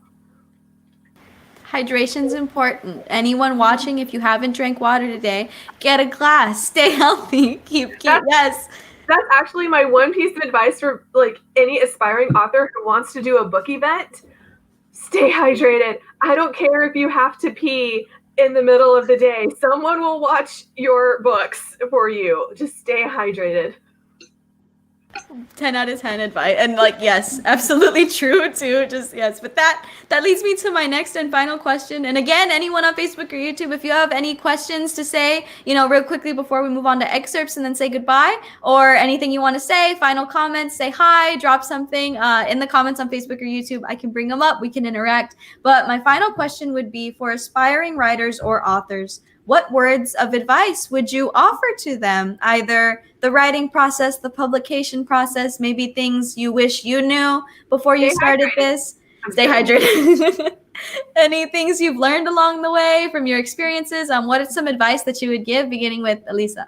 Well, I'll just repeat what I said before. Just write. Doesn't matter how good you feel you are at it. Just tell your story. Somebody else will fix it for you. The grammar and the spelling. And then one thing I didn't know when we started looking into publishing was how expensive it can be. So shop around before you choose a publisher for sure, because there's lots of different ones out there that cost different amounts. So shop around. Very nice. And practical advice too, like very like from experience, like, learn, do the shopping, do the research. Absolutely. And Jackie, any advice to aspiring writers or authors? Mine is piggybacking off of what Lisa said. Believe in your story. If you want to write your story, like I said earlier, it came to you for a reason. Miracle and Daniel and I actually had a conversation earlier this week about writing the stories that really inspire you and that won't let you sleep at night, that keep speaking to you. And you're important. Your words are important. And the world honestly needs you right now, because anything that will bring joy, that will bring enlightenment, that will bring inspiration, we can't get enough of it. I love it. And I honestly, I think that would be my advice as well. Just, if there's something that you want to do, whether it be being a writer or anything in writing that deals with that, songwriter, script writer, if you want to do, art or music or math or science, anything that your goal or, is you want this to happen for your life, you want it to come to life. Don't let any sort of obstacles or limitations or, well, I can't do that because I'm blank. I can't do that because I'm blank. Like, no, you can. And the biggest obstacle you're going to face is yourself. as tough as that can be to face, like your own self-doubt, your own fear, it's scary and it's hard to jump in, especially if you don't know anything or if this is your first time doing something like that. It's scary, but exactly like Jackie said, we need you. We need you to share your light in the world and make it a little bit brighter in what you have to offer. And, if you're entering the writing community, we're here. We'll catch you. We'll lift you. We'll support you. We'll love you and, make it happen.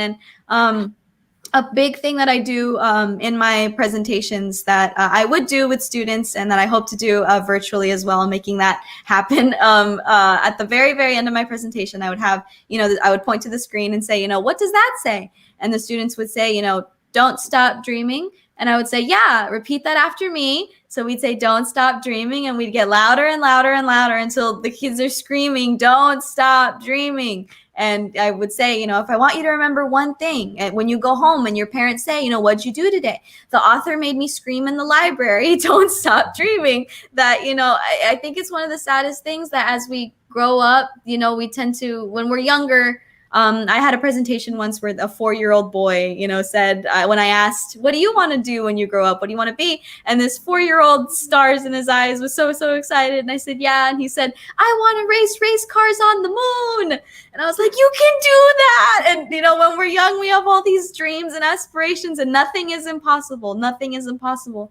And I don't know why when we grow up, we lose that because we think that's not realistic. I can't do that. But so many things along the way have been unrealistic. Like the very idea that we would touch something and we would have a light and we can see was not a thing. Like a light bulb and electricity at some point was, not going to happen. We all have a piece of glass that we can talk to anyone in the entire world and communicate and get all sorts of technology that wasn't a thing. So for anyone who's aspiring to do anything, don't let limitations stop you. And we're going to be here to support and promote and find.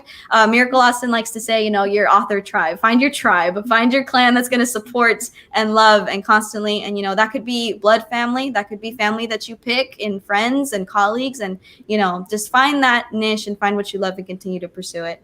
But we have some comments coming in. Miracle Austin says, yes, Jackie, the world needs you. We can't get enough of it. Quoting, it's great. And David Mel says, thank you for your exchanges. Have to run. Thank you for tuning in. Thank you for watching. Thank you for coming. And it's already 3:38, so we can end with some short excerpts before we say goodbye. So mine's short, so I'll go first in that it'll just be really quick. But I have The Other Side of the Law, the prologue, which gives you a little bit of insight into the typical, Thursday night that what Kay is doing, and gives you a little sneak peek in the action and adventure you get throughout the book. So the prologue of The Other Side of the Law. Like a raindrop on velvet, I silently dropped from a dusty air shaft to the floor of Spades Enterprises, clad in navy and shrouded in the dark. I glanced around the tech lab I had landed in, knowing that a door was 32 feet to my left, thanks to the building blueprints I had memorized 16 hours earlier.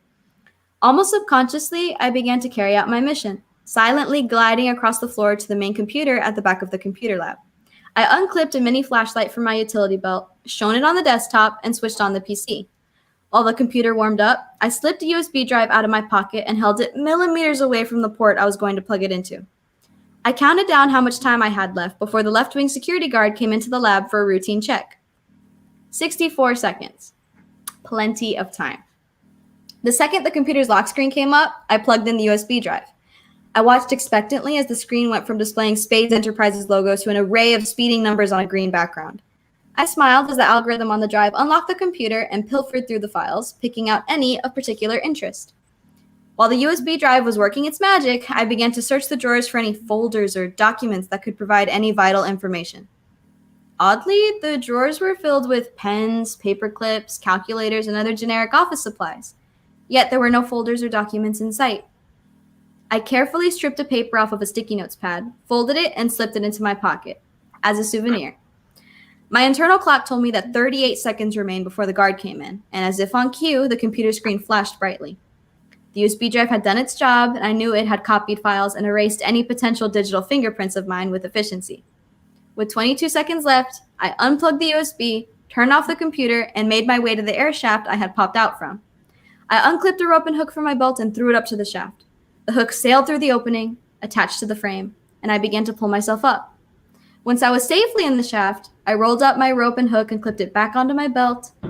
And no sooner had I placed the cover of the shaft back onto the opening, the guard opened the door and stepped into the room. Mission accomplished. So that's the prologue and a little taste of what you have in store for the other side of the law. But Alissa, an excerpt of Going Home. The floor is yours. I still can't believe a 14-year-old wrote that. I was gonna say that. Blows I my was seriously blows gonna my say that. Thank you. 14-year-old wrote that. Like, do you know what I was doing at 14? I was making collages with Hanson's, like Taylor and Zach Hanson's face on them, and playing with cootie catchers with my friends. So, like, I was listening to New Kids on the Block over and over. That was it. And on the phone, attached to the wall, turning in the cord. Yeah, that was me at 14. I don't know. So a 40-year-old wrote this, but that's okay. So my prologue is also pretty short. Going home. I was wrong and you were right. I don't even deserve to be called your daughter. I was wrong and you were right. I don't even deserve to be called your daughter. I don't even deserve to be called your daughter. The words flew through my mind like the mile markers flying by on the side of the road. Each marker was bringing me closer to the end of my journey. It had been a long one and a very painful one, but now I was headed home, tired, hungry, broke, and broken. I just hoped my father would let me enter his house. I'd never thought I would find myself riding on a Greyhound bus. Until 3 days ago, the only form of public transportation I'd ever taken was first class on a jet. Daddy had always made sure that we had the best of everything. My sister and I had each had our choice of brand new cars on our 16th birthdays. Of course, the ever-practical Mary had chosen a fuel-efficient vehicle. Even though it was over 6 years ago, I could still hear her now with her holier-than-thou attitude. I need a car that will get me back and forth to downtown without using a lot of gas. I want to be able to help Daddy in the office whenever he needs me. So she chose a hybrid. Not me. I had once overheard Daddy talking about his friend's full-size Hummer. Daddy didn't usually get excited about anything, but he'd been excited about that truck. So I'd asked for a cherry red Hummer H3. Mary rolled her eyes, confirming my selection. And to make it an even more rewarding choice, Daddy had often asked to borrow my keys just so he could take it for a little spin. Mary hated that. My father's name is Lucas Anderson. He's the strong, silent type, accustomed to getting his way and rarely encountering opposition. He is a workaholic who thinks that quality time can be replaced by a credit card. That used to bother me until I learned to take advantage of the system. Either he never noticed or never cared. Lucas Anderson is one of Dallas's most sought-after lawyers. His specialty? He represents fathers in child custody battles. I have lived most of my life wondering how in the world he could enjoy ripping children from their mothers. And when my parents split, guess who got custody? These issues had plagued me for most of my 19 years. But now, I was finally starting to understand. Mile 42, I was wrong. 43, you were right. 44, I don't even deserve to be called your daughter. The mile markers never stopped torpedoing toward me. As I stared out the bus window, I didn't even notice the unending farmland. All I could do was rehearse in my mind the confrontation that I would be facing in a mere 500 miles. Mile 45, 46, I could barely keep my eyes open. Thank you. I always love hearing it. It's always the way that you present and the way that you portray, and like you find out things about Cynthia, and just this. I love it. I love it. I love it. I love it. Jackie, an excerpt either from Cemetery Tours or Trashy suspense novel? ? What are you gonna share? I'll debut a snippet from Trashy suspense novel. Just some background. My protagonist and my narrator, her name is Eloise Keller. She is a single mom who runs a bookstore, and she lives in the fictional mountain town of Cedar Ridge, North Carolina, which I based on I don't like the cold, but I like the idea of mountains in the snow. So I'm something of a contradicted person. All right. You see, we have an urban legend here in Cedar Ridge. Oh, and I'm starting like in the middle of a train of thought, but I didn't want to read the whole first. This is just a snippet. We have an urban legend here in Cedar Ridge, a monster, if you will. It's called the Bogman, and Floyd Whalen is obsessed with it. This thing, whatever it is, made its first appearance about 5 or 6 years back. A woman driving alone late at night reportedly saw a humanoid monster trudging along the side of the highway. 5 more sightings followed within the week. However, it wasn't until a couple of tourists snapped a blurry photograph of a strange, shadowy figure lurking down around Boggs Creek that the police, the press, and the people in general began to take the claims seriously. The local media dubbed it the Beast of Boggs Creek, but by the time nationwide news stations picked up the story about 2 weeks after the first sighting, it had unofficially been rechristened the Bogman. Most of us have accepted the Bogman in our own ways. Some fear it. Some, like Jason, are fascinated by it. And tourists absolutely love it. So much, in fact, that a few of the souvenir shops in downtown Cedar Ridge began to sell Bogman merchandise. Then there's Floyd Whalen. Floyd will tell anyone who will listen that he's seen it, that it attacked him, dragged him into the woods, and left him to die in the mud and the snow. And then he'll show you his scars. Thank you. Exclusive content. Oh, I'm excited. Thank you so very much. And again, anyone on Facebook and YouTube, thank you for watching. Thank you for commenting. Thank you for engaging. And before we say goodbye, for our authors, where can we find you after this? Where your books are available, any social media, and plugs to get on. Anything that you would like to share, starting with Alissa, the floor is yours for your goodbye. Well, first of all, thank you everyone who tuned in. I mean, my family in Dallas and in Louisiana and in Kansas. I know you guys have never been able to hear me speak about the book, so this is amazing that we've had this opportunity. And my friends also in Dallas who've sent messages, thank you. And then, of course, my students and my friends down here and my coworkers in the Valley. That's so awesome. Thank you for supporting me. If you are interested in my book, if you're in McAllen, I am on the shelf at both Barnes & Nobles, the one on 10th and the one off the highway. I'm on the shelf. And then you can find me on Amazon. And also, I have a website. That's just alissashirah.com. You can go through there as well.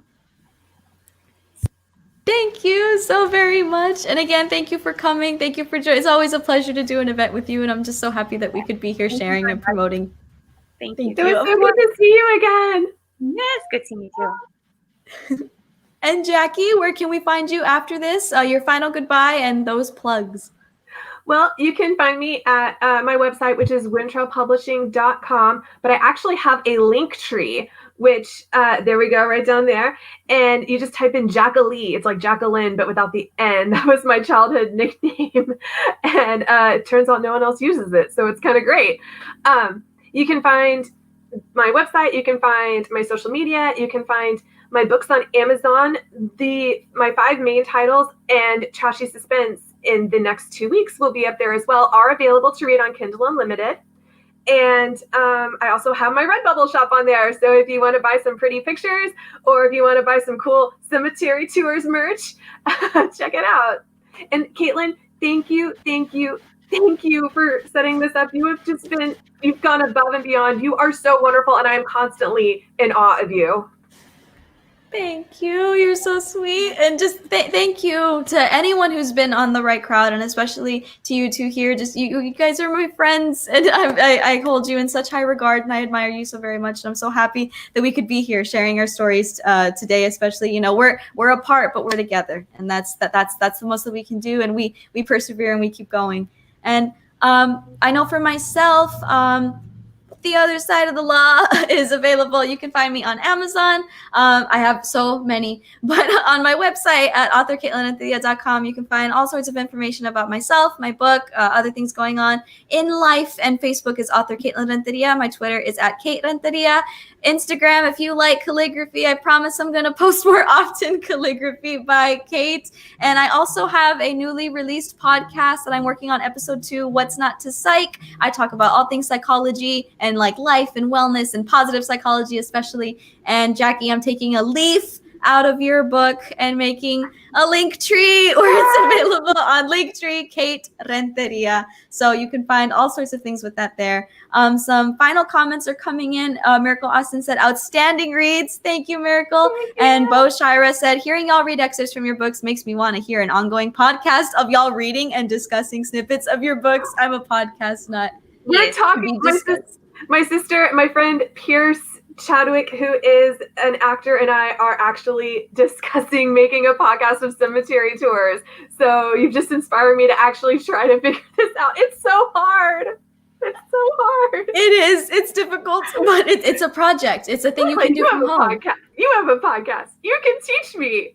Yay! Yes. We'll Yay! talk after. Okay. We'll talk after. Yes. I got you. But and again, before we sign off, a big shout out to Nason Rumfield, who could not be here today. But Pie We Don't Deserve is a beautiful, beautiful read. I cried. It's emotional. It's raw. It's real. It's amazing. And again, you can find Nason Rumfield on YouTube with his YouTube channel, Pie We Don't Deserve. He's doing the video book. He narrates the chapters. He's offering commentary, and you can find his book on Amazon. And it is just an absolutely amazing, worth the read. I love it. It's one of my favorite reads in terms of how raw and real and genuine it is. And again, Nason, thank you for all you do as a first responder, protecting us, keeping us safe throughout the community, especially with COVID-19 relief. Thank you so very much.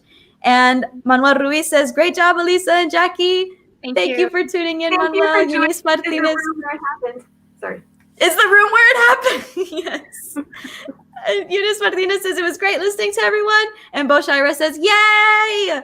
So once again, to everyone on Facebook and YouTube, thank you again for tuning in. This is not the end of The Right Crowd. We have another panel coming up at 4 o'clock, 2 more coming up at 2 and 4 Central Standard Time tomorrow. On no, this is it. This is the end. We have, this is it. This is the finale. We have today at 2 p.m. Central Standard Time. One more today at 4 o'clock, and it has been an amazing ride. It has grown to 16 panels, about 50 panelists, and it's been absolutely wonderful. Thank you for everyone's support. And I'm already thinking in future terms because I know this is not going to be the end. I want to do something like this again. I want to bring back everyone, continue to celebrate, continue to promote. So thank you all so very much. And I know this isn't the last we'll see of each other. We'll see each other soon.